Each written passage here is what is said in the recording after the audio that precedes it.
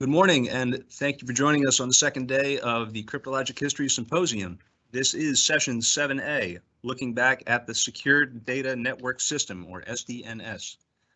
Today we will hear from Mr. Tony Rutkowski, Mr. Roger Callahan, Dr. Stephen Kent, Mr. Russ Housley, and Mr. Alex Sharpe. Full bios and abstracts of their presentations are available in the attendee packet you received with the final program. Questions may be submitted anytime during the presentations through the Q&A. When typing, please indicate the speaker to which you would like to address your question. Submitted questions will be gathered and relayed to the speakers by the moderator at the end of the session. And with that, we will turn it over to Mr. Rutkowski. Thank you, Evan. First slide. So my 4 slides at the outset of this panel establish some context for this session. They include a long arc timeline covering the past 55 years, a short timeline of the actual standards development process, a list of the SDNS standards and where to find them, and a famous piece of art that actually came out of the effort. What's notable, by the way, in this first slide is Willis Ware's paper, which is available online, which I find quite remarkable, having been done 2 years prior to the first packet network being turned on, outlining all the vulnerabilities that were likely to ensue. As shown on this slide also, we begin here where Ruth Nelson's presentation at the last symposium in 2019 left off, and recounts that there is this 55 plus year period beginning with that Ware presentation and diverse efforts to deal with the challenges of data network security and trust. It also points to SDNS as one of NSA's finest IAD initiatives. Indeed, an initial cyber moonshot to deal with these challenges. The panelists here are part of the team that helped make it happen and evolved the concepts and platforms that emerged from the program that underlie network security and trust today. I would also like to thank my colleague Tony Sager for his assistance in the outreach effort to alumni who were instrumental in this work and want to see the history expanded and made available. So let's proceed, Roger. What we might do is just step through the slides. So second, third, and fourth slides, and then Roger can take over.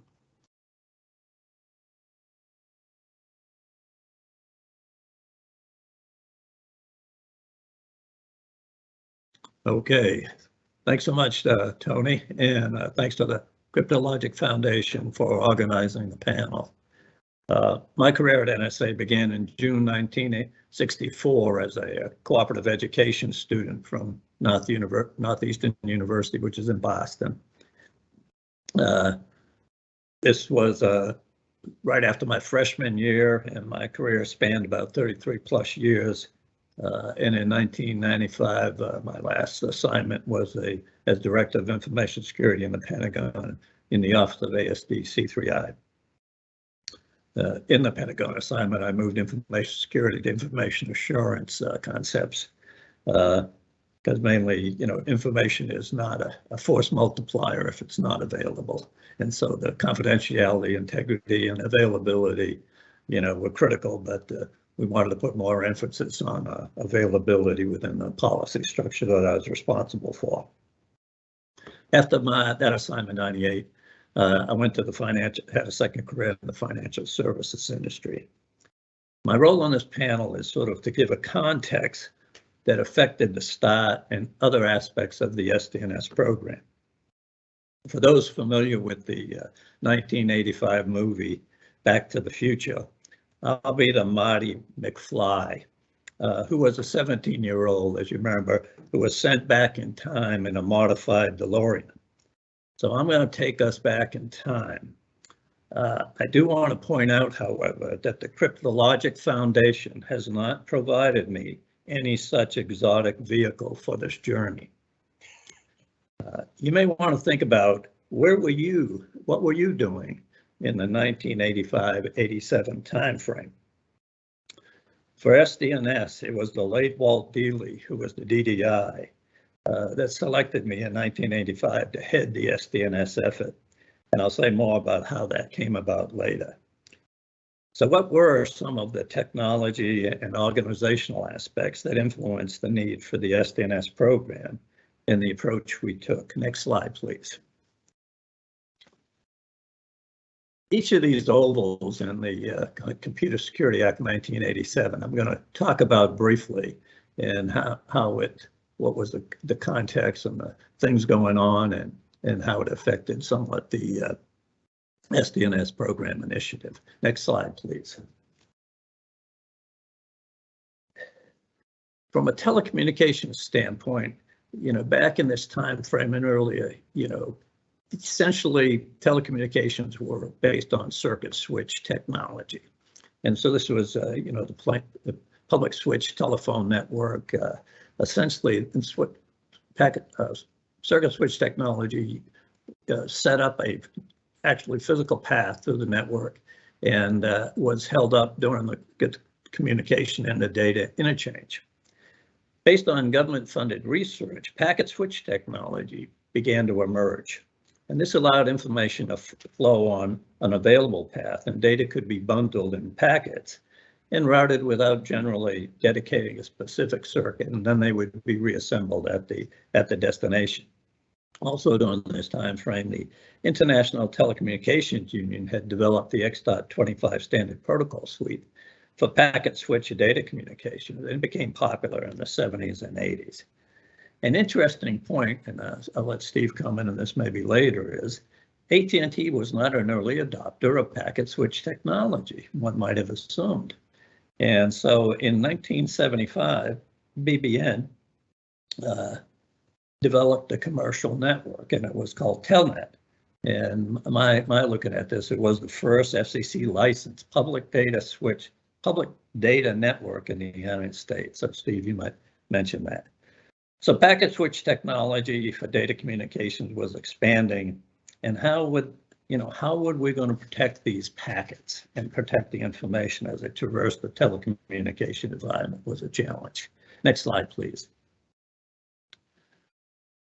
I'm sorry, you can stay on this one. Back one, I'm sorry. I was going to go to the next oval. If you could back up just one slide. Because computers, back one slide, a couple of slides now, sorry. Yeah. The next oval I was going to talk about on that, if you can back up the slides a couple, please. There you go, thank you. I was going to talk to the second oval, and I was thinking it was another slide. Now the computer environment could be a whole history session of its own. But many of us may remember, working on mainframes of mini computers through dumb terminals in a sort of a time-sharing mode.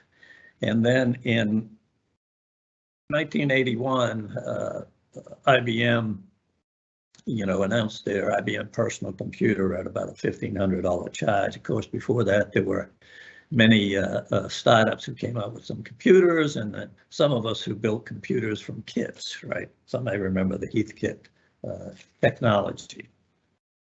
And in the network environment, this is where, starting with local area networks, and then these would expand, those local area networks get connected with wide area networks. And it's an interesting, Robert Metcalfe, who was the inventor of the Ethernet, postulate that the value of telecommunications network is proportional to the square of the number of the connected compatible communications devices. Well, this eventually became also the number of users connected in the network. And it was in the 1990s that someone gave his postulation the names Metcalfe's law. But we do know the value and productivity that the networking allowed. DoD was doing a number of research on various networks, with the ARPANET, the MILNET, and the DDN, Defense Data Network, and its variations. Now, in the same time frame, though, 1986 is an interesting data point because this is when the Internet Engineering Task Force had its first meeting, and it was an informal meeting that was, and then it began the efforts to coordinate the operation, management, and evolution of the Internet. And eventually, the Internet Society was formed and gave that Internet Task Force its organizational, institutional home. Next slide, please. Now, in the organizational aspects of two groups at NSA were those involved with computer security and those doing basically ComSec or communication security. And for many years, the government had researched how to build, trusted computers, and really they were looking at multi-level security computers where users could be separated at different levels.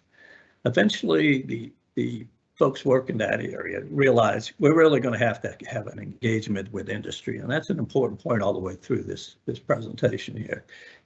We need to have government and industry working closely together. Steve Walker was also an NSA co-op, and he was employed moved to OSD, and he was charged with the data computer security initiative, which was to create this evaluation criteria that industry could use. And so this eventually led to the National Computer Security Center being placed at NSA in 1981. And this led to the Rainbow series of books, as they were called, with the orange book being the trusted evaluation criteria. And then an important one was the trusted network interpretation, as it looked at how you apply that evaluation to networking. A colleague, Al Arsenal, who was working at the NCSC, then noted that failure of the protocol therefore results in the failure of the service. Thus, the work to really figure out how those protocols could be developed was important. On the ComSec side, the STU3 had been underway. And again, this was an initiative that Walt Dealey really championed because he was a significant change agent within the agency. And so the STU3 went into production in 1987, and it had been a program from 84 on that was developed that capability. And this was a very interesting set of technology and innovation by three companies, because it got the phone down to about $2,000. And I think we've seen the pictures of the presidents who used those phones. Interesting feature of that was its unique public key-like technology that used for establishing the encryption key. Within the X.25 environment, there were programs like Blacker and Caneware that were building a device based on KDC. Within the commercial environment, back in '77, the DES algorithm had been established as FIPS 46 as a national encryption algorithm. It's interesting that one of the things that Noel Matchett, who I had worked for at the time, we developed the ComSec endorsement program, where we would allow NSA to endorse a commercial product activity based on DES. And so that was developed commercial products for that. Next slide, please.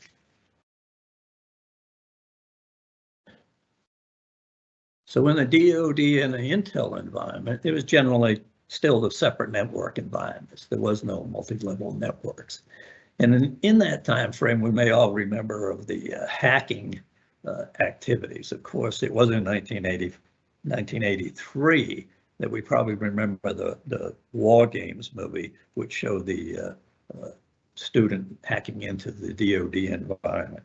Of course, there were a number of others we can remember in '86 when the California astronomer, I think it was San Diego State, maybe I forget exactly, but it was Cliff Stoll, right, who tracked down the German hacker and led to the book The Cuckoo's Egg.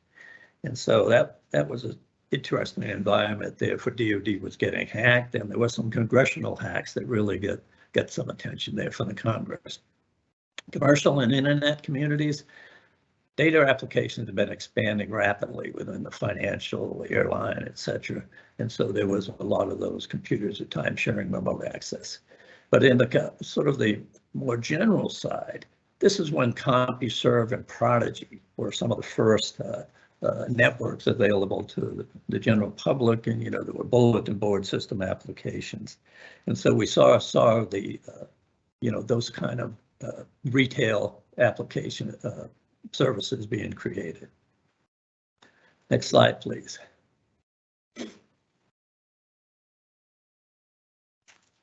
So from the NSA standpoint, there was no particular consistent architecture protocols being applied right to the whole network. And in that time frame, the Open Systems Interconnect OSI model started to become an item that could be a service framework that people could discuss that.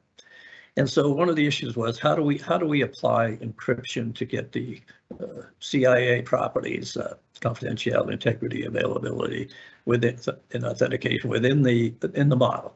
And so NSA began the SDNS program in '86 to attack that initiative. Now, so you might say, well, how did the SDNS program actually get initiated? Well, I had a conversation with Noel Matchett, who was my office chief, and he was V5, I think, in the organization at the time. And we had done a lot of work to protect carrier circuits and also to get some commercial products developed that could protect sensitive information. So in the summer of 1985, Walt Dealey wanted a STU 3 program, like to solve the data network problem. So Noel knew that this was not going to be a product, right? That it was going to be, no single product was going to solve this problem. Of course, Walt didn't want to hear that. And so Walt decided to bring in an executive, a telecommunications executive, to get his opinion. And one of the things he told Noel, he said, "Noel, when you're in this meeting with this executive, I don't want you to say anything." Because Walt wanted to hear exactly from what the executive would think was the approach to be taken. Could there be a product or what was needed? Well, you can guess what the executive said. Exactly the same thing Noel had been telling Walt. So so Noel then decided, he said, "Noel, you start a program to work on those protocols and with the industry." And Noel said, "Well, who do you want to lead the effort?" He said, "Callahan can lead the effort." I had previously done a very significant program in the early 80 timeframes that when Walt was VDI, and so he decided I was going to lead that effort. So that's how it came. I became the division chief for the initial phase of SDNS. Gary Tater and Ed Carew and I put together the program, and we launched it in August 1986. And of course, the concept was we were going to bring in expertise from industry, to have them work collectively together to look at where do we place the encryption, what kind of services can we get, what should the standard protocols look like, how do we do the key management. So Steve and Russ will focus more on the details of that. Gary and Ed took over the program as once again I got tapped to lead the electronic key management system program after the Walker Whitworth espionage showed us vulnerabilities in the key management system. Now, I know the Computer Security Act on this slide. This was after the issuance of NSDD 145, which named NSA the national manager. And there was quite a controversy on that in Congress if you go read some of the Committee on Science and Technology. NBS got the mission to establish computer standards for the program for the federal computer systems and the guidelines for security in these systems. But it required the Bureau to work with the NSA regarding technical specifications, etc. So this was a big benefit actually to the SDNS program, as they published significant amount of material about the SDNS program and very much engaged and had a lab activity. And next slide, please. And so I need to give a lot of credit to Charles Dingle at NIST, who was created many of the documents that NIST worked. And these are all the protocols and documents that they created, and you can go out there and reference them. So next slide. Just about 2 more minutes, sir. Yep. Excellent. Next slide. So when I look back on the SDNS program, it was quite an amazing set of effort. And one of the things I want to point out very significantly was the collaboration that developed among the industry participants was absolutely phenomenal. And I believe they all recognized that this was a very significant effort that was going to have some long-term benefits, trying to get industry and government to work together, look at what could be done. Now, I think when we see, the technology moved on from that OSI model, but a lot of the knowledge base that was developed were within the people that work this, and some of the knowledge base from other areas were brought into the SDNS. And I remember, these were competitors in the commercial space in this area. And I remember one of the participants telling me, he says, Callahan, if my boss ever knew what we're doing here and the kind of information we're sharing, he said, I'd be fired. But I think that was a tribute to the collaboration and the efforts that this group of people, and we owe them much credit. So that's sort of the story that I remember, and I thank Noel for a conversation, Noel Matchett, for a conversation a little while back to refresh my memory. And so, Steve, I think it's over to you. Thank you, Roger. So let me begin by thanking Tony for having invited me to participate in this panel. When he contacted me, he said he wanted to talk about, want me as a participant to talk about how SDNS influenced internet standards. And my response was, well, actually there was influence in both directions. And so that's going to be the focus of my talk. And Russ, who will speak after me, will be talking about this as well. Next slide, please.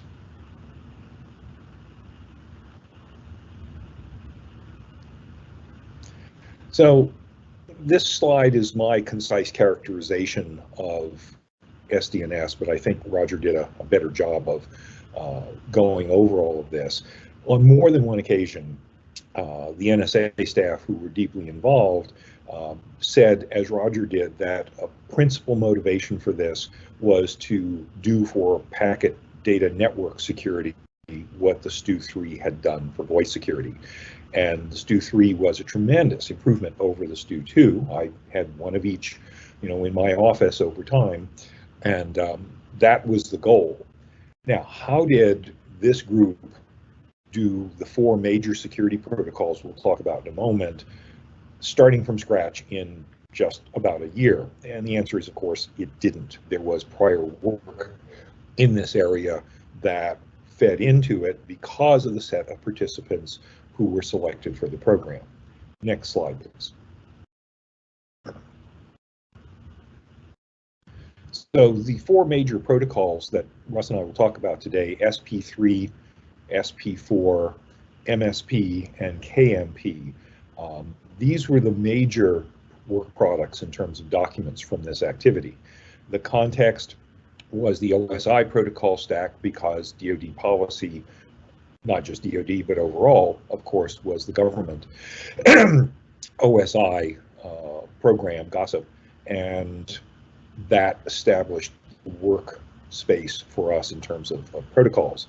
And these documents, as Roger's last slide showed, penultimate slide showed, were published by NIST, so the definitions became available to everybody, even though the work during the program was conducted at the secret level. Next slide, please. So SP3 was the network layer, or more precisely, internet layer protocol. It's a great option in general because you can protect lots of kinds of applications on end-to-end basis between computers. The basic approach here is packet encapsulation, and you can do this in a fashion that has a very small crypto bypass, which helps address covert signaling concerns. But this approach was not new. So BBN built what we call the private line interface, or PLI.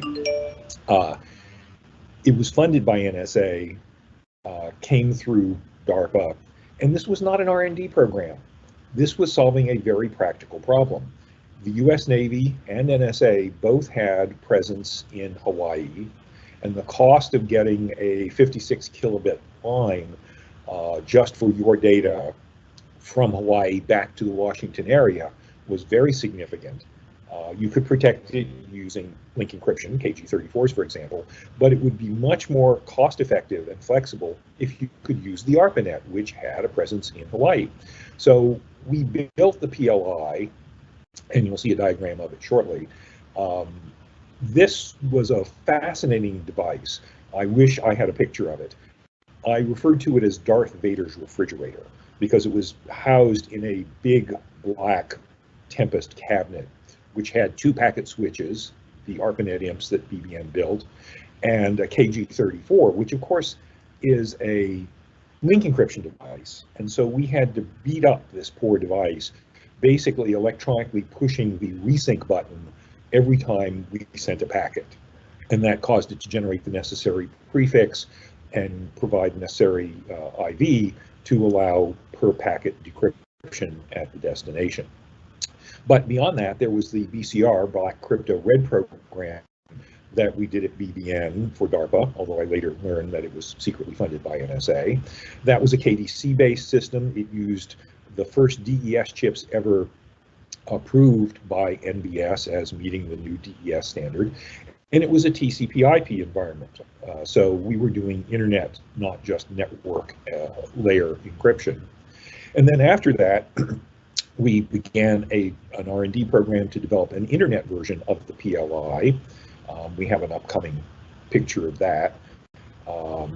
We were going to use it maybe in the DDN and in a DARPA program, Survivable Radio Network, and we were going to upgrade to the KG84 from the KG34. Simultaneously, Motorola was working on Caneware, which later became a network encryption system, and Unisys was developing Blacker. And Motorola and Caneware, as well as BBN, were all participants in SDNS, and so we all brought our background to developing these other packet network technologies to the SDNS program. Next slide, please. I'm just amazed that a slide with this level of detail of the description of this device was published in a publicly available report so long ago. And it gives you a good sense of how this all worked. A computer that already had an interface to go to a ARPANET packet switch and IMP could just be plugged into the red side of this, and with one tiny change, everything worked. And the tiny change was that because of the encapsulation and putting on the synchronous crypto sync stuff, we had to reduce the maximum packet size slightly, but otherwise it all worked very smoothly. Next slide, please. And this was the IPLI, again, separate red and black side processors. There was a KG84 in the middle.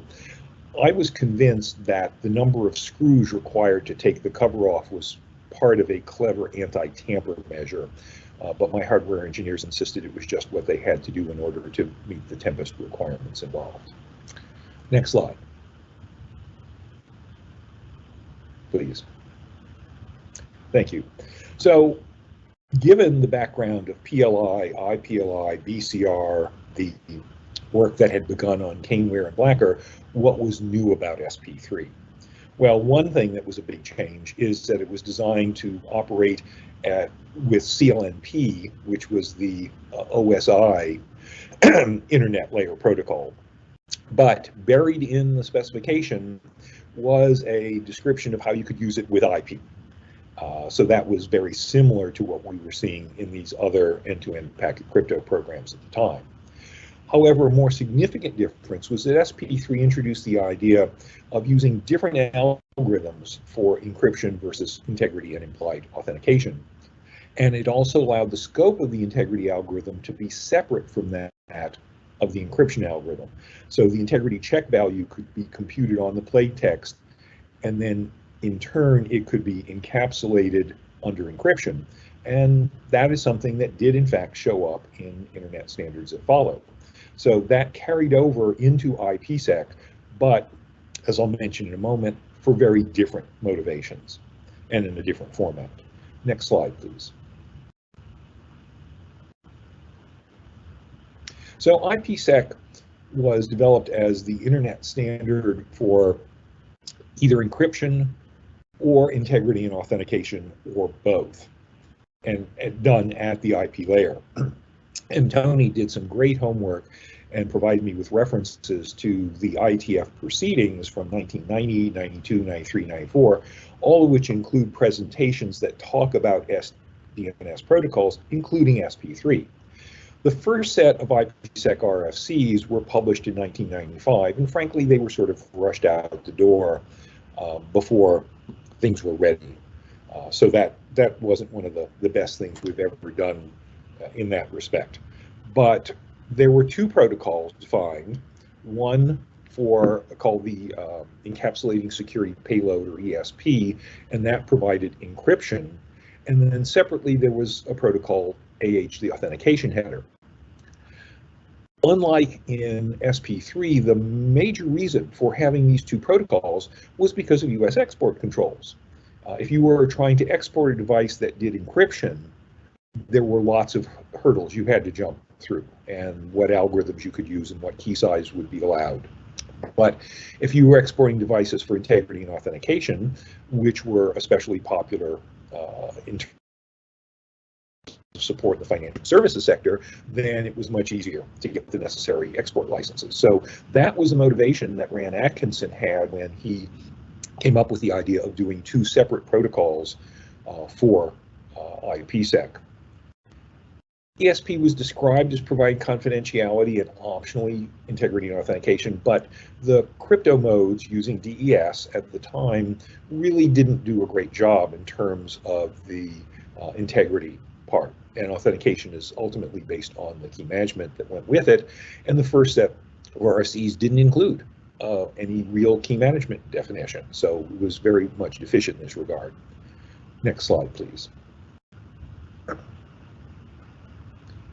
So the first set of RFCs, as I said, they just weren't precise enough for interoperable independent implementations. And that's what we always strive to do with internet standards, is to make them good enough so that different organizations or groups of individuals can write code to the spec and have it interoperate. So a second set of RFCs, 2401, 2, and 6, came out later, and they put the definition of algorithms in a separate RFC, so that made it easier for us in the future to adopt new algorithm suites, which we have done on numerous occasions. The bottom line is that there is substantial evidence that SP3 influenced the initial IPsec RFCs when Rand was writing them.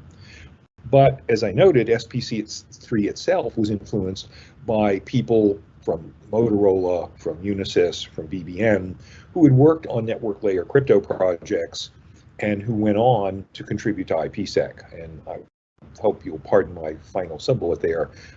I became the author of the subsequent sets of IPsec RFCs. So it was a personnel basis for technology transfer there. Next slide, please.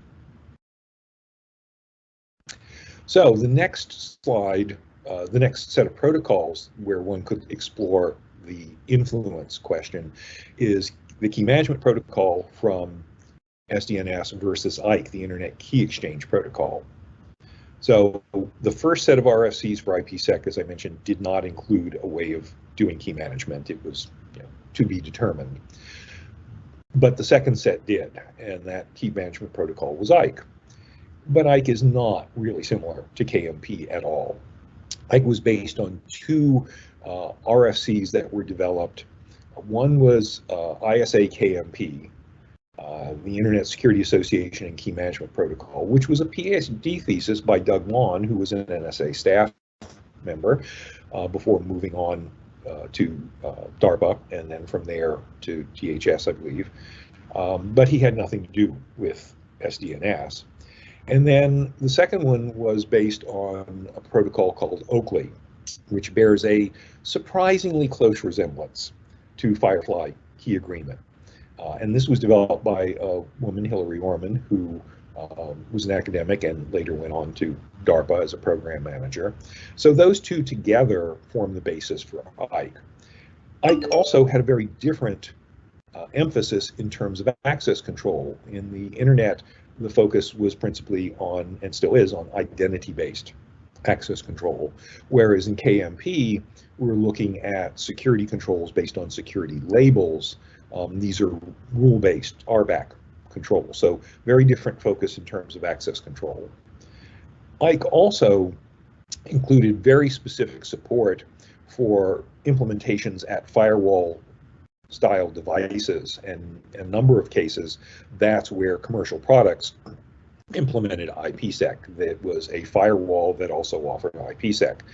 And that's very different from what KMP thought it was going to have to deal with. So there's no indication that KMP influenced Ike whatsoever, other than the fact that ultimately they both were using a key agreement, public key-based protocol for key management, but that was not really transferred. Next slide, please. Thank you. So the third of the protocols that I'm talking about is SP4. SP4 was a transport layer security protocol in the purest sense of the term. It was embedded in the transport layer. The catch is that it's part of the protocol stack within the operating system. And from a high assurance implementation standpoint, that was always going to be a problem. So I don't think this ever had a chance of being a suitable basis for products in a type 1 crypto context. But in the internet environment, where we wound up having SSL and then TLS, it posed a similar problem for different reasons. So Netscape was the first major vendor for browsers. Others came along, but they wanted to have their product, their browser, be able to operate across all the operating systems, especially on personal computers. Well, if they had to wait for Apple and Microsoft, et cetera, to implement a security protocol inside the operating system, this was going to be a tremendous impediment to their goal of widespread deployment in a timely fashion. So that just wasn't going to work for them. So Netscape had SSL developed, and it was above the transport layer, and it could be part of their browser software and could work on top of existing TCP/IP implementations. The fight broke out about the future of that kind of protocol between Netscape and Microsoft, and they agreed to let the IETF solve this problem, settle the argument. And so what happened was we essentially adapted or adopted to a great extent the SSL design with some significant improvements because of security concerns. And the resulting protocol was declared to be TLS, for transport security layer, which always bothered me because it's not a transport protocol. It lives above the transport layer. It's a session layer protocol, which was embarrassing in a sense because the TCP/IP protocol stack didn't have a session layer, but that's really where this protocol was. So ultimately, therefore, SSL and TLS bear no resemblance to SP4, so there was no technology transfer there. Next slide.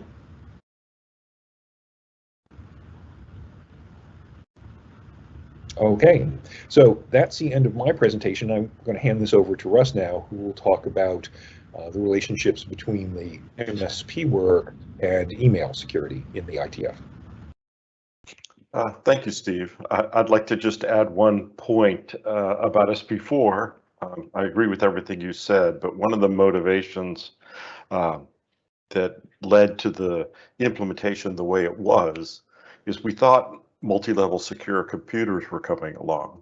And if you have two multi-level secure computers and you use SP4 to connect between them, you can keep the levels separate in a kernel to kernel basis. So now I'll talk about email. Next slide, please. So in a similar vein to the things Steve talked about, there was work going on outside of SDNS that fed into SDNS, and it also fed into other things that were going on in the internet community. And then ultimately, the lessons from SDNS and from the internet community came back. So in particular, privacy enhanced mail was being developed in the Internet Research Task Force in the Privacy and Security Research Group. Steve was involved in that, and he brought some of those ideas into SDNS. We worked on the message security protocol. The biggest difference between these is the privacy enhanced mail was based on internet email, and S part of the gossip environment was based on the X.400 email standards. Roughly about the time that privacy enhanced mail was first published, the notion of MIME, the multimedia internet mail extensions, media extensions, was created, which allowed people to do attachments to email. The problem is that the approach taken in PEM and the approach taken in MIME collided with each other, and so you couldn't use both. And so that led to the creation of SMIME along the bottom part of my diagram by the RSA Data Security. That was a private effort. They did SMIME version 1 and SMIME version 2, and at the end of that, they released SMIME version 2 to the IETF because they wanted to achieve greater adoption. And the result was SMIME version 3. But at roughly the same time, the SDNS work had been published, and I was stopped in the hallways of NSA by John Nagengast, and John said, "Russ, what's the difference between SMIME and MSP?" And I said, "Well, they're really quite similar in many, many respects." And then he says, "Okay, I don't have time to talk through those differences right now. Come to my office and explain those to me." And we set up a date, and I brought in like 5 slides to explain the differences between the two. Unbeknownst to me,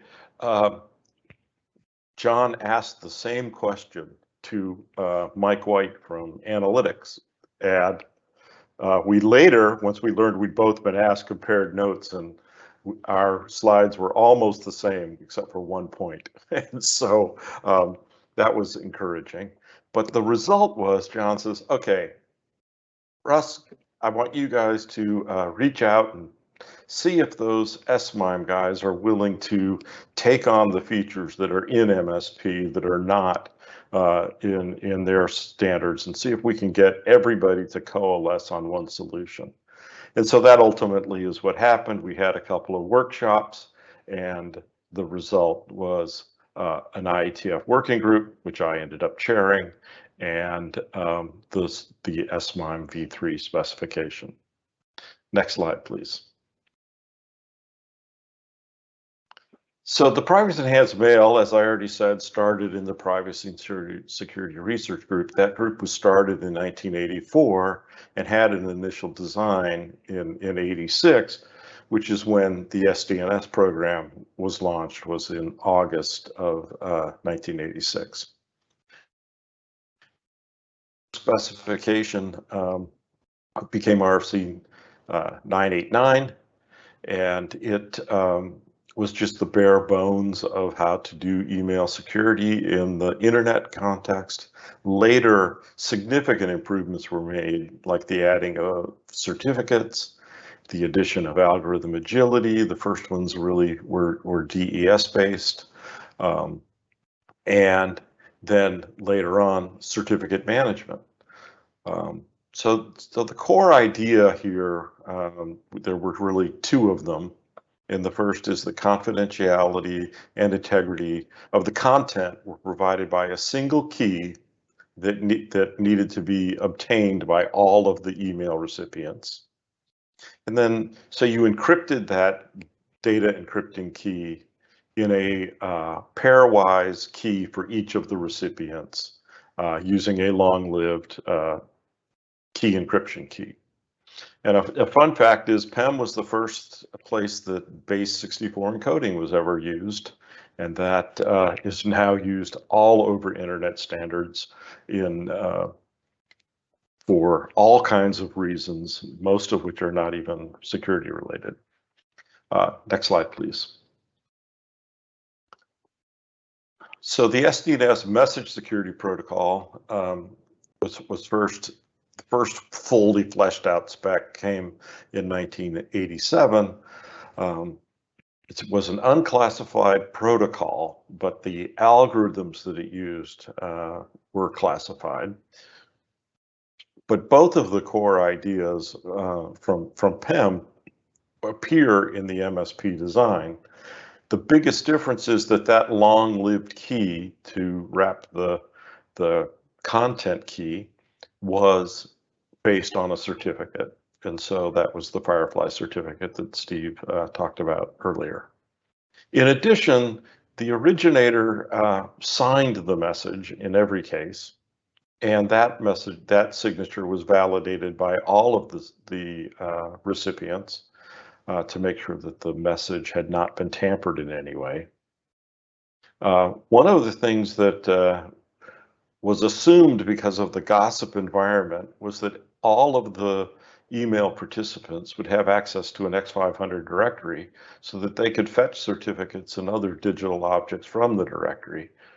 A global directory is not something that ever came to pass. So that was an idea that just found no legs. MSP also contained robust support for mail lists, for recipients sending back signed receipts to the originator, and label-based access control to support, the DoD clearance model. And this protocol received significant development and deployment. The defense message system, and it supported about 2 million users at its peak. Next slide, please. This is a diagram from the original message security spec. The top part is the envelope, and that was the X.400 envelope, and it was unchanged in any way. Then we inserted a security heading and then encrypted the X.400 content. And so very much as Steve talked about at layer 3, there being an encapsulation protocol, that's what's going on here is MSP was encapsulating the original content, putting a header on the front to make it all work out. Next slide. So what was going on in the S-MIME world? The multi-purpose internet mail extensions, as I said, led to the ability to put attachments on email, but it forced a change to the way that PEM was able to be applied. And so they took a look at that, and this private group came up with a solution. Several key players in the email market at the time were adopting it, but it only used the RSA algorithm for key management and digital signature. And this is primarily because it came out of the RSA labs as part of RSA data security. And in 1998, they did turn it over to the IETF. They did this by publishing 2 RFCs, 2311 and 2312, which basically were the specifications of the messaging and the certificate handling at the time. And then they said, and from this point forward, change control goes to the IETF. So it's very clean handover. Version 2 was theirs, but fully documented in a public specification, and then the IETF was able to take over. Next slide, please. So this is what the resulting specification looked like. There was an internet mail envelope, there was an internet mail header, and then a MIME content that said it's going to be encrypted. And so that it was leveraging the MIME specification to insert the encryption. And then inside that, there was a signature, and that again was a MIME type inside of it. And then the next layer was another MIME type, but this one contained the email message that you wanted to send, which could include attachments if the sender needed to. Next slide, please. So this is so what happened when we got together at those workshops and said, okay, how do we bring MSP and SMIME version 2 together? It was really important to the MIME folks that whatever we did remain backward compatible with SMIME version 2. But the big thing we did was add algorithm agility so that it wasn't just RSA anymore. We could do the DSA, which was the NIST signature at the time. We could do Diffie-Hellman for key management. The banking community at that time was widely adopting X9.42 as an approach to Diffie-Hellman. And so both of those were accommodated. We added support for those features that were all part of MSP, the mail list management, so that encrypted email could be sent to mail lists, and the mail list could take on the burden of encrypting it, doing all the pairwise encryption for each of the recipients. It supported signed receipts, and it supported label-based access control. There was a ability to support separate security labels for the plain text and the ciphertext. There was an idea that maybe in some environments, if you were had a highly classified email and you were going to encrypt it, it might not go all the way to unclassified just by applying an encryption algorithm that was available in your software email system. Anyway, in 1999, those were published as the 5 RFCs, 2630 through 2634. MSP is still in use today, and it's now being maintained by a group in the IETF called LAMPS. I'm back in the chair seat again in that case. And we just updated the specifications to SMIME version 4.0. And the 2 documents that were updated are the message format and the certificate format. So the good news is people are still using it. Next slide, please.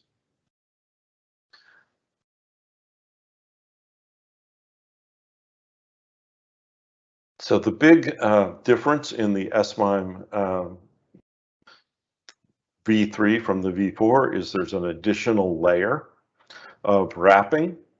The outermost layer is optional, but what it does is it carries the information for mail list, so that if you have an encrypted mail that's sent to a mail list, the mail list adds this outer layer to carry an expansion history, so that if it goes to a mail list to a mail list, you make sure that that third mail list doesn't contain the first mail list as an entry, and it would loop forever. So catching those kinds of loops is really important.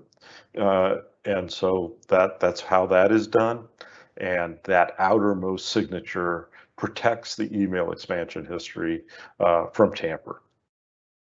So other than that, the layers, the encryption layer and the signature layer are roughly the same as they were in version 2, except for the handling of the receipt request at the bottom signature, and of course the security labels at anywhere there is a signature.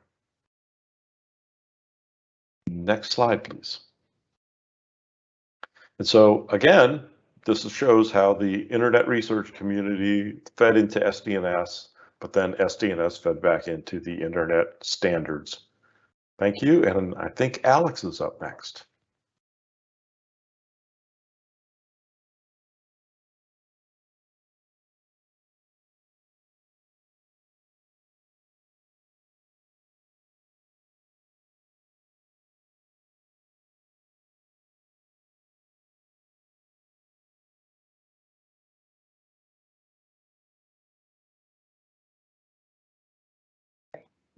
Can you hear me? Yes, we can, Alex. Please go ahead. Okay, good, because it says I'm muted, but if you can hear me, that's all that matters. So thanks, everyone.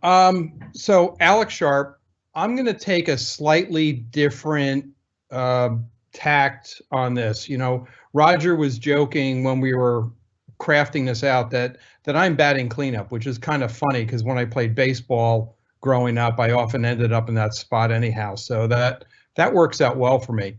But we're going to take a look at this as, you know, we talked about the history, we talked about a lot of the details and the influences that went on, and, you know, Russ and Steve can speak to a level of detail. I mean, they've forgotten more than I probably ever understood about that.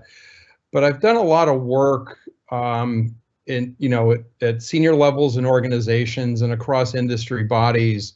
And I want to talk a bit about how SDNS influenced the larger community and actually how it gained success and how it's still affecting things today. Next slide, please.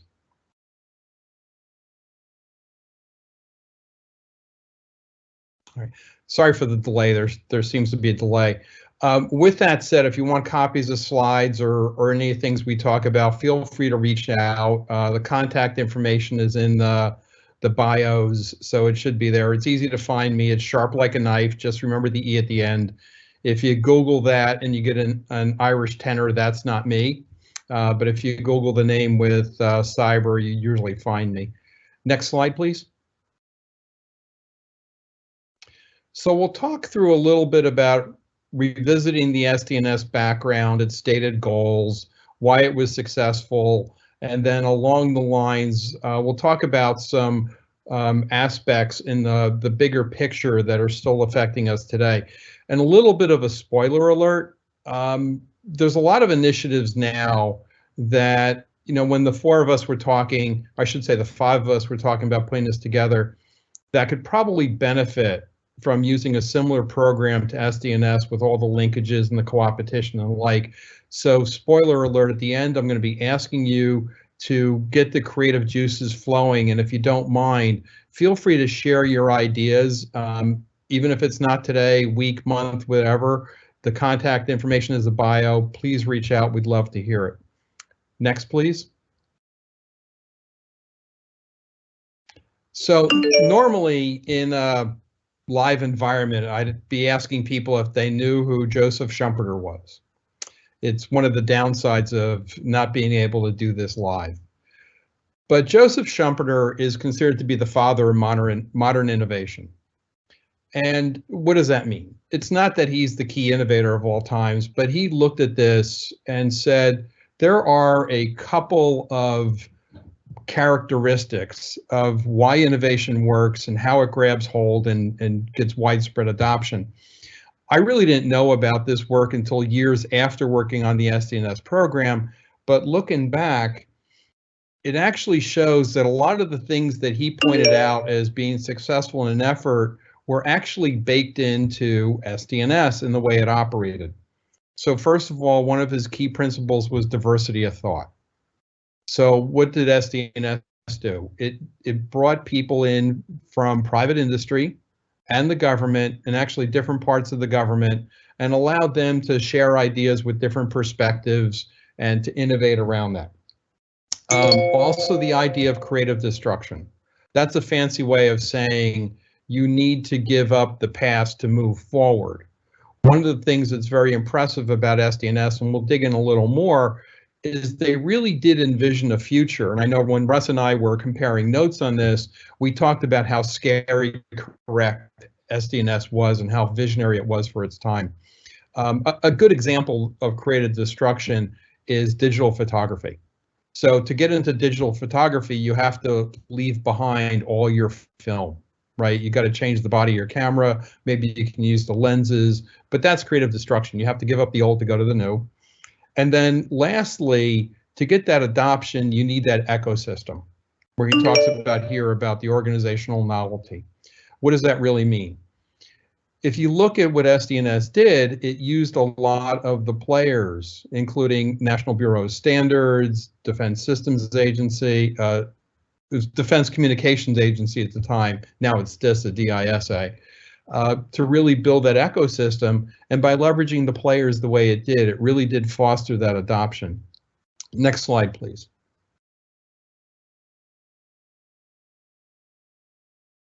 Okay. This is the background copied right out of this paper. And again, if you want a copy of it, feel free. We've been able to pull it out of the files and PDF it. But what's really important here is if you look at it and you look at the vision that was being set out for why the system was being established, why it was being done. Roger was great about handling all the detail this morning and talking about the stuff he experienced and being put in charge of it. But here it is in writing from contemporary works that was actually pushed out to the industry. Next slide, please.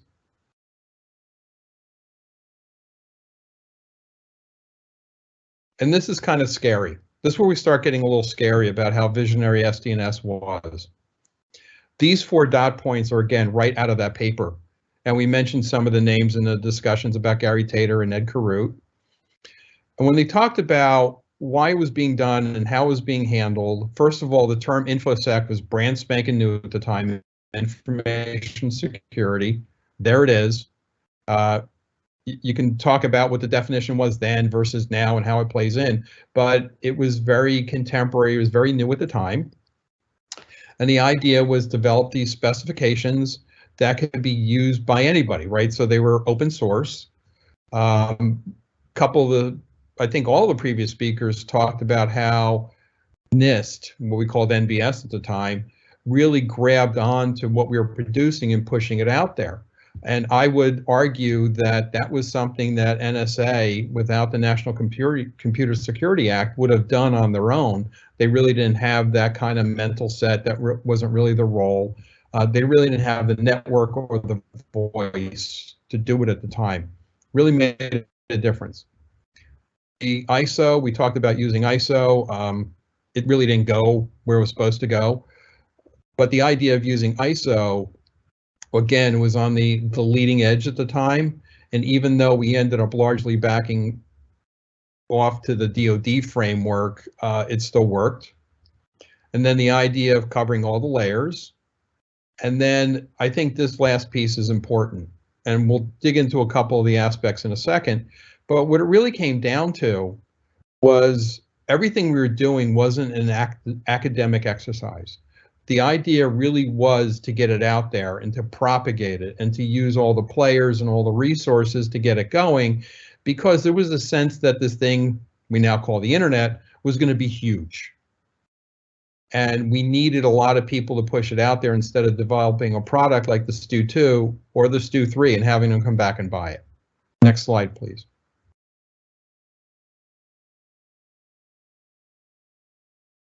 Okay. And again, this is vision that's scary correct. So if you reflect on what was going on in the mid-'80s, the idea of being crypto independent and focusing on all types of data was actually a revolutionary concept at the time. I remember as a new engineer coming out of school, starting at the agency, we were worried about what then was known as big endian and little endian problems, right? What is the most significant bit?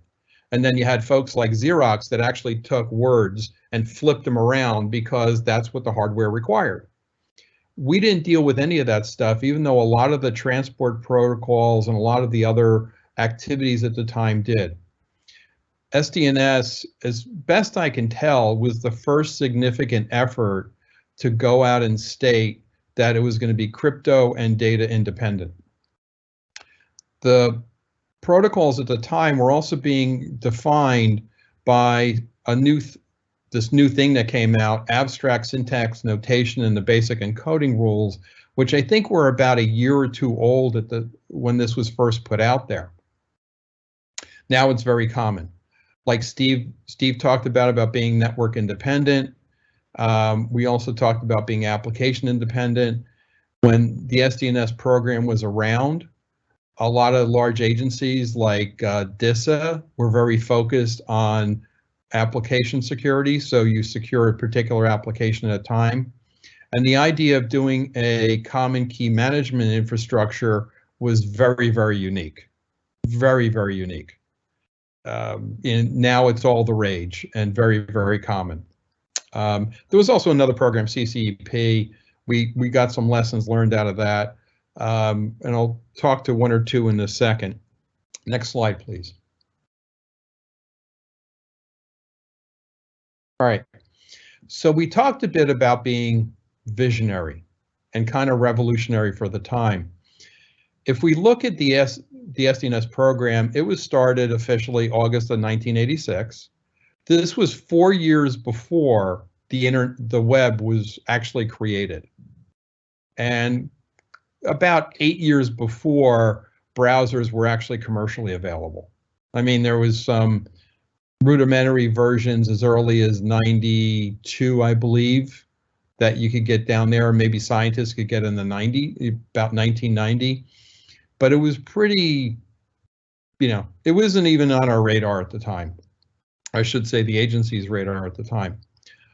Also in the 90s, we started moving over to the idea of data centers and hosting, where organizations previously had their data centers, basically a specially locked place inside of a building. They were now starting to take them outside of the data centers and paying people to host their environments. Then we came up in the late 90s where we came up with shared environments, which was essentially instances of the same software that you got a dedicated or semi-dedicated version of that you could pay a fee to rent. What's interesting is the SDNS assumptions didn't envision any of this, but it actually ended up accommodating it. And I think the consensus is by having that kind of vision and having that kind of independence with all the cooperation from the private sector, it was able to evolve. It was able to last through all this. Now, two events have happened relatively close to each other, I think are important. In '99, Salesforce, which was kind of thought of as hosted CRM at the time, came out, but it was really SaaS, software as a service, which really changed the complexion. And by the way, at least one of the founding members is an NSA alum. I don't think there's any relationship, but it's a factoid to kind of throw out there, I think is fun. And then in 2002, Amazon officially came out with AWS, the first major cloud provider, one of the first hyperscalers. So again, we're finding the SDNS principles and the protocols and all, like we've seen from Steve and Russ, have really lasted and evolved through all these relatively massive changes. Then in 2003, this thing called the Jericho Forum, which is a very important thing that happened, but the average person never heard about. This was a pile of CISOs, Chief Information Security Officers, getting together and saying, hey, this idea of collecting everything behind a hard outer perimeter, these big castle walls with guards and all this just doesn't work and it's not going to evolve. So they talked of deperimeterization, which I think is an overly complicated term, but it kind of says it. Out of that came zero trust architecture. Next slide. So why do we talk about this? Right? So at the time when SDNS was envisioned, we basically had this castle with these hard outer perimeters, guards and razor wire and badges and all that, and all the key stuff in the middle. And then we started making connections between them, and we can encrypt the data, right? Steve talked about the cost of having dedicated lines coming back from Hawaii to the United States. So we created ways of doing this over common, switch networks, and dedicated lines were too expensive. So we had to switch networks. We had the plain old telephone system. We had all this, but we could start connecting these pieces using different technology. Next slide, please.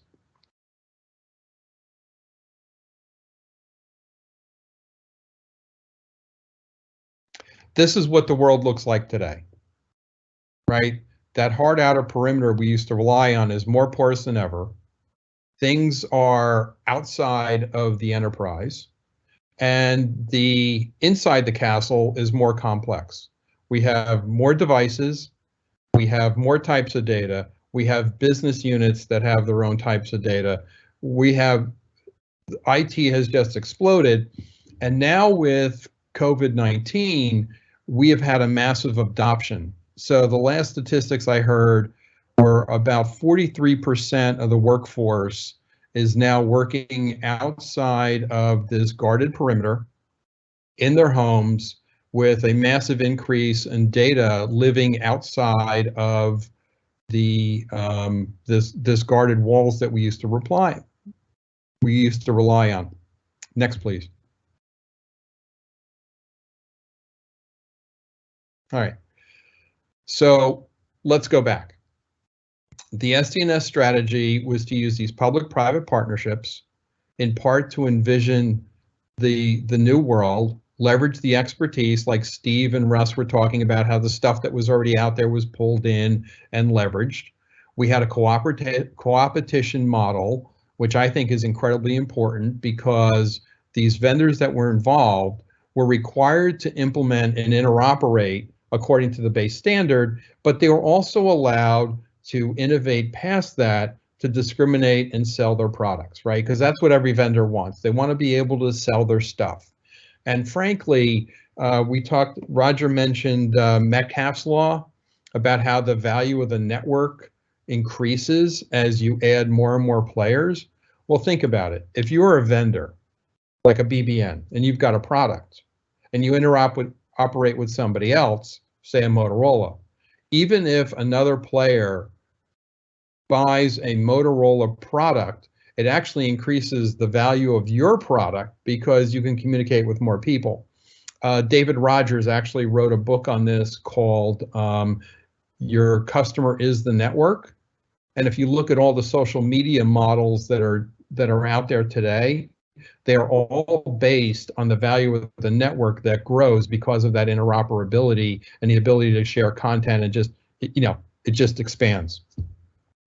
The cost sharing is, all the players seem to think that the cost sharing was important because it signaled to private industry they were important, right? That the NSA was serious about it. They're putting wood behind the arrow. They're putting money in. And they also came back, and one of the things they learned from the previous program was that they only asked for a quarter of somebody's time. Now, Russ has talked about this a lot about how important this was, and not until really digging into it and thinking about it that I realized how right he was. Because with previous attempts at doing something like this, they required 100% of somebody's time. Well, how do you get the chief scientist of an organization? How do you get the best people committed 100% of the time when they've got a duty to a much larger organization? I seriously doubt BBN would have given us Steve if we asked for 50 or 100% of his time, because you just look at all the projects he had talked about today that he was involved in and all the things that BBN was doing. There is no way they can commit him to 100% to the SDNS effort without it. And the other thing to revisit was the idea of diversity of thought. SDNS did not have the agency or any of the agencies sticking their nose in from an ivory tower or a prescriptive perspective. They really did provide a framework and encouragement to let the private sector players do what they needed to do and do what they do best. Next slide, please.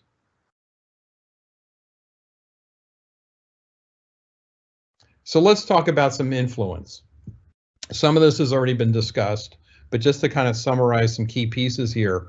Now, these are all things where SDNS is referenced and I have seen over the years.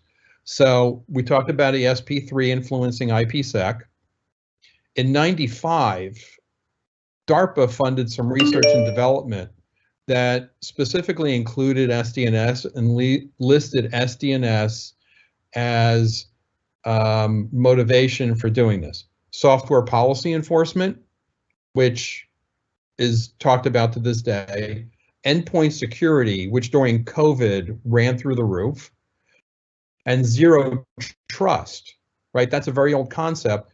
In the '95 timeframe, SDNS was listed as, let's look at this thing we now call 2022, zero trust, at layers 5 and 6. How do we take what we had done for layers 4 and below, in very abstract terms, and look at it where we put it into the applications and the data without making it application or data specific?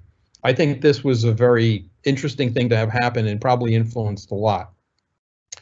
One of the other parts of the agency had actually done some independent research that they were contributors to SDNS, and they ended up taking that research, folding it into government contribution, ending up being in SAML, which anybody who's dealing with the cloud understands the importance of SAML to the cloud environment. How much influence SDNS had, don't know, but it's listed in some of the original work. In 1997, the business unit I was running was a big partner with Netscape. We were doing a lot of business with them. Well, getting a roadmap, when they were mapping out their product roadmap, this was a 3-day event in their headquarters in California. The CEO, Jim Barksdale, was there for part of it. SDNS was listed on multiple occasions as one of the source documents. So it definitely had an impact, and a lot of people were paying attention to it.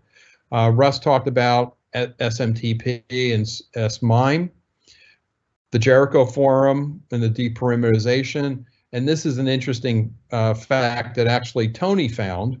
Tony has an ability of researching stuff and finding stuff the rest of us can't. Someday I'm going to find out how he does it. But he found over 560 patents. I think these are patents owned by Google that list SDNS. So clearly this program had a lot more legs and has had a lot more influence than the average person understands. Can we go to the next slide? Alex, just about 2 minutes, please. Okay, cool. This is where I'm ending. So my spoiler alert. I mentioned early on that I was going to ask you for ideas on how the SDNS program or an SDNS-like program could play today.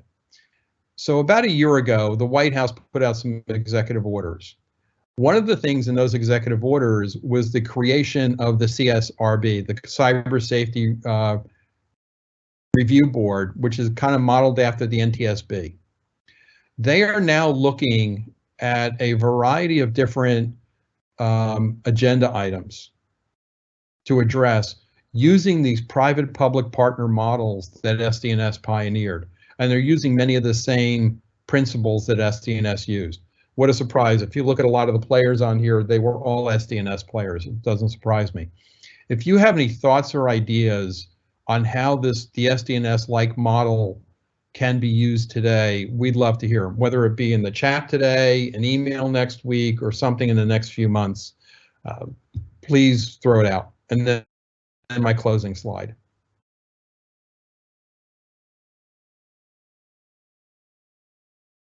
So feel free to reach out, comments, questions, comments or presentations, introductions to the other speakers. Feel free. Connect over LinkedIn, whatever. Alex, thank you very much. We will move into the couple of questions that we have here. Both of them are for Russ. So Russ, we'll get started with this first question here. It says, RSA's PKCS standards have similarly been handed over to the IETF. Is that true for all of them? Or does RSA still maintain control for some? Thank you. So the RSA standards, PKCS, for example, PKCS 7 is the basis of the cryptographic transformations used in SMIME. There are other PKCS standards, and all but one of them have been turned over in some fashion to the IETF. The one that has not is PKCS 11. That is an API that is used all over the place to hardware modules. That one was turned over to Oasis. So all of these specifications by RSA have become pretty public, and the one other exception is PKCS 1, which is a specification of the RSA algorithm. It is published as an RFC under the IETF, but it's informational, so it's not a standard in the same way that the other ones became standards. Thanks for the question. All right, and we have one more coming up. Here we are.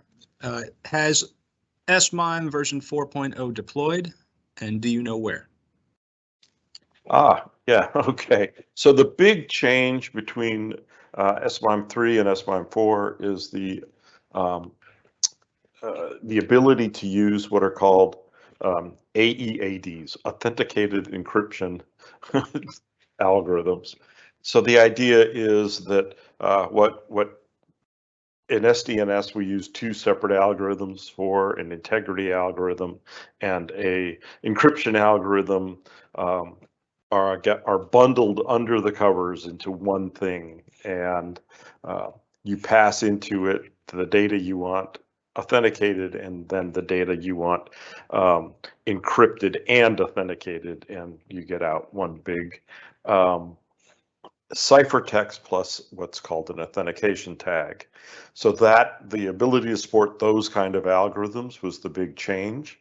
It has recently been added in OpenSSL finally, and so that capability, I expect now that it's in the open source, will start appearing in products.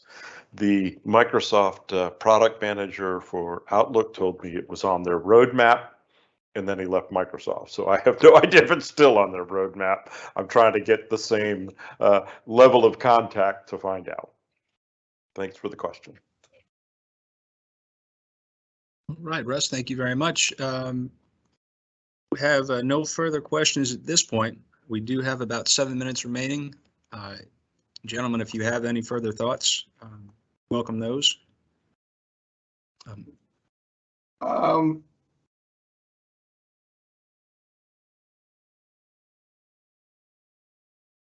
I guess I'd give a shout out to Tony Rutkowski there. He was sort of one of the instigators there that got this going. So Tony, I think this has been spectacular, and it really had an opportunity to reconnect with a lot of folks, even though Steve and I are still working closely together on some efforts, right, Steve? But Tony, appreciate you getting this instigated. Thank you. This is going to continue in various forms. So we'll try and keep it going. We did get a note from Ruth Nelson commenting that she enjoyed it and learned a lot. But as you can see in the kind of chat, I had a couple of comments that are probably subjects for further discussion. One is 2 days ago at the X509 Day workshop at the ITU, which Russ also participated in. He's one of the great crossover people.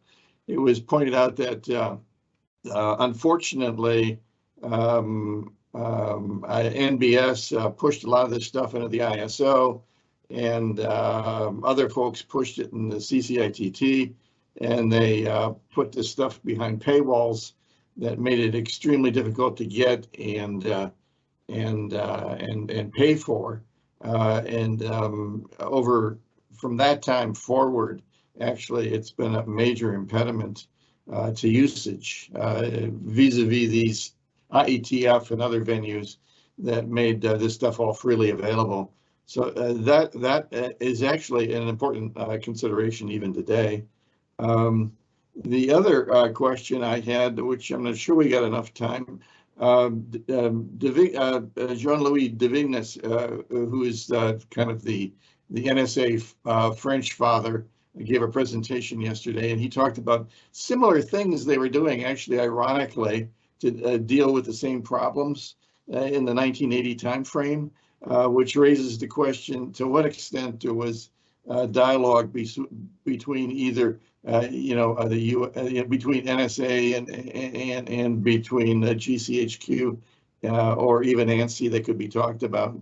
And then lastly, no one sort of mentions NCS. I was at the FCC at the time, and the National Communication System guys played a major role in shaping a lot of this stuff, particularly in the standards venues.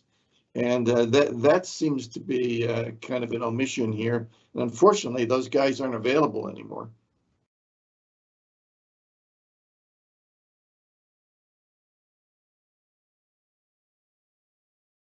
So I don't know, does any of that resonate?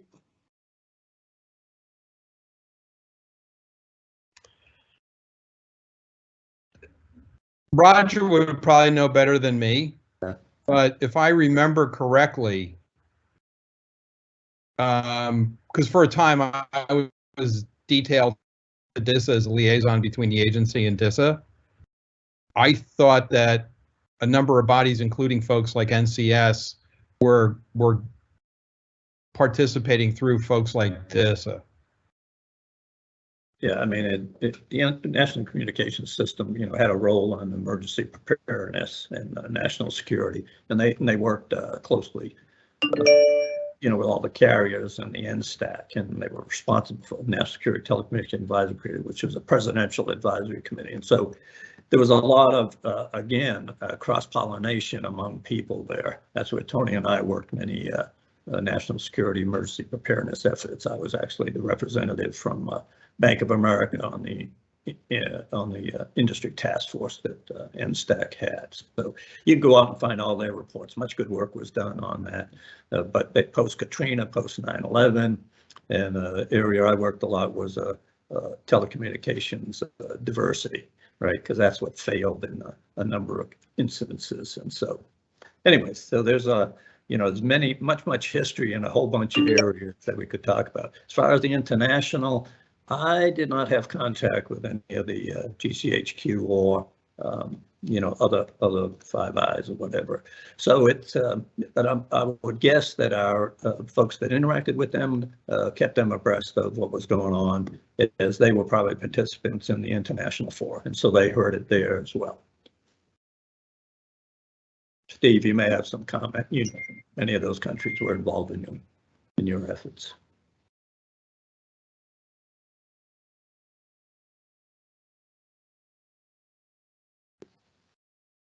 I think Evan's got to unmute you. Steve, if you could check, we see you as muted. Yeah. Unmuted. There you go. Here we are. Control bar for a while. No, I don't remember any explicit involvement with the Five Eyes partners in the context of the SDNS timeframe.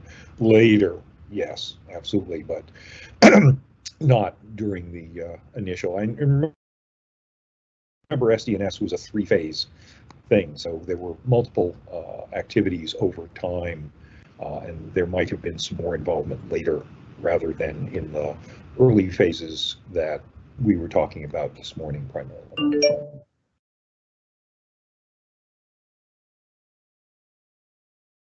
I don't know if you can hear me. Yes. As Steve said, there in later phases there was much cross discussion. In fact, there was a bunch of discussion about how to make PKI work in a Five Eyes environment. that happened. And there was a lot of discussions about how to make that work and yet maintain sovereignty and all of that. Those Gentlemen, discussions happened, but in a much later phase. Russ, I apologize. We are right at the end of our time. We wanted to take the full time that we could. We thank you all very much. And again, really appreciate your presentations and thank you. And thank you all for attending. Thanks, everybody. Thanks, everyone.